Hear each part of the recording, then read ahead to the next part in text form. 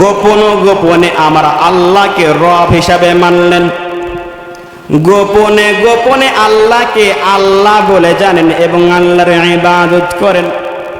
আল্লাহর নামটা স্মরণ করিয়া করিয়া আল্লাহর জমিনে চলেন। ওই দাসীর নাম ছিল মাশেতা।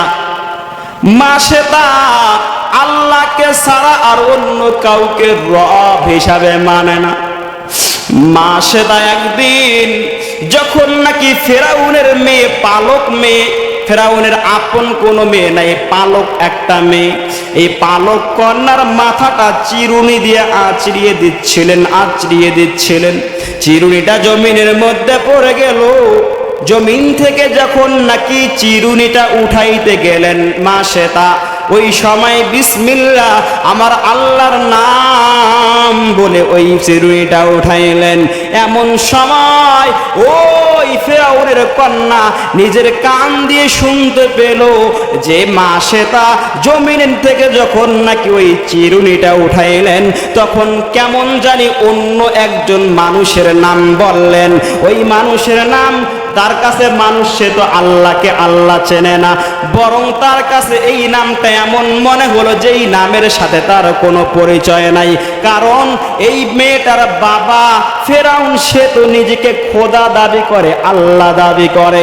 সে মনে মনে বলে, হায় আমার বাবার রাজত্বে থাইকা, আমার বাবার প্রেসারে থাইকা আমার বাবাকে রব হিসাবে মানে না।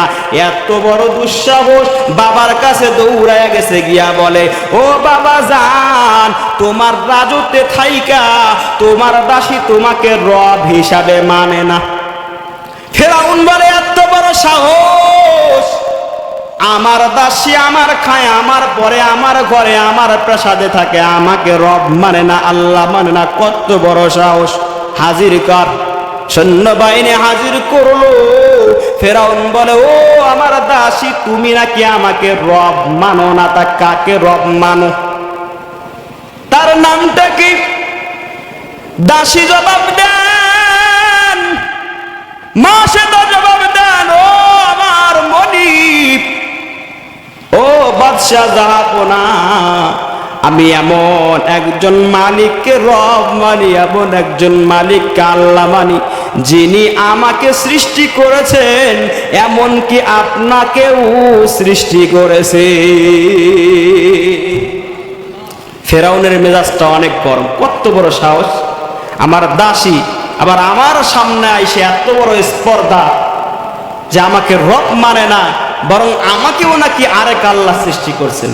মেজাজটা বড় গরম। অর্ডার দেওয়া হলো, পাতিলের মধ্যে তেল গরম করে এই মাসে তার দুইটা কন্যা সন্তান, মতান্তরে 7টা, আরেক বর্ণায় আসছে 11টা, যেটাই মনে করেন না কেন, এই 5-7টা সন্তানকে তার চোখের সামনে একটা করে নিয়ে আসে আর গরম তেলের মধ্যে দেয়। ছটপট করতে করতে করতে করতে, মুসলিম শরীফের হাদিস, ছটপট করতে করতে নিজের মায়ের চোখের সামনে বাচ্চা মারা যাচ্ছে, একটার পর একটা আনা হচ্ছে আর বারবার বলা হচ্ছে যে আমাকে আল্লাহ বল, আমাকে রব বল। ফেরাউন বলে যে আমাকে রব বল, রব বলে স্বীকার করে, এখনই তোমাকে ক্ষমা করে দেব। মাশেতা বলে, সব সন্তানকে মেরে ফেলার পরও আমাকেও যদি এই গরম তলে ফেলো, এরপরও আমার মুখ থেকে, জবান থেকে কখনো এটা শুনতে পারবা না যে তুমি ফেরাউন রব। আমি আল্লাহকে আগেও রব মেনেছি, এখনো মানছি, মৃত্যুর আগ পর্যন্ত আল্লাহকে রব হিসাবে মানবো, তোমাকে রব মানতে পারি না। স্পষ্ট জানাই দিলেন। অনেক লম্বা চূড়া কাহিনী। অবশেষে এই মাশেতা, তাকেও ওই গরম তেলের মধ্যে ফালানো হলো।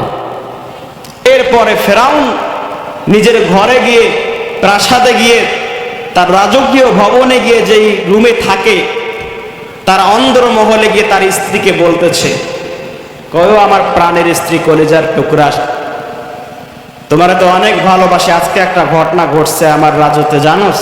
তাই কি ঘটছে?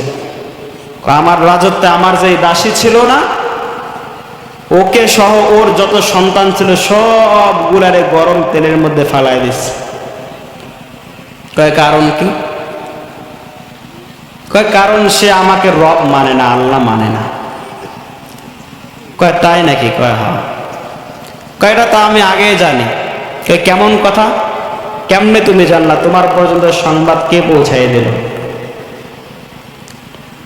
ফেরাউনের স্ত্রী আসিয়া রহমতুল্লাহ আলাইহা স্পষ্ট জানাই দিলেন, ও আমার স্বামী গো, যখন নাকি আপনি ওই মাসেটা সহ তার সন্তানগুলাকে ওই তেলের মধ্যে, গরম তেলের মধ্যে ফ্রাই করছিলেন, এমন সময় আমি আসিয়া এই দুই চোখ দিয়ে দেখতে পেলাম শত শত নয়, হাজার হাজার আল্লাহ রব্বুল